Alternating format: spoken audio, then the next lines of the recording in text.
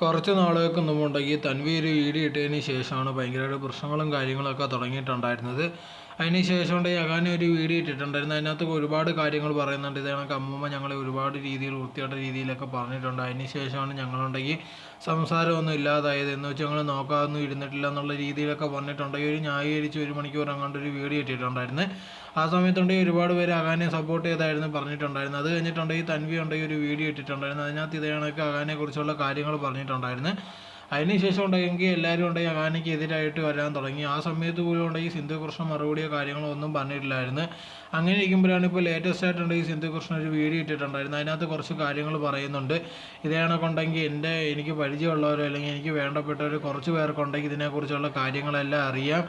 ഇതിനെക്കുറിച്ചുള്ള തെളിവുകളും കാര്യങ്ങളും ഉണ്ടെങ്കിൽ എൻ്റെ ഫോണിലുണ്ട്. CCTVയുടെ ക്യാമറയുടെ ആയിരുന്നാലും ശരി, അല്ലെങ്കിൽ വേറെ ഭയങ്കര തെളിവുകളായിരുന്നാലും ശരി എൻ്റെ കയ്യിലുണ്ട്. അതൊന്നും ഞാനിപ്പോൾ പുറത്ത് വിടുന്നില്ല, പുറത്ത് വിടാൻ പ്ലാൻ ചെയ്യുന്നതും ഇല്ല.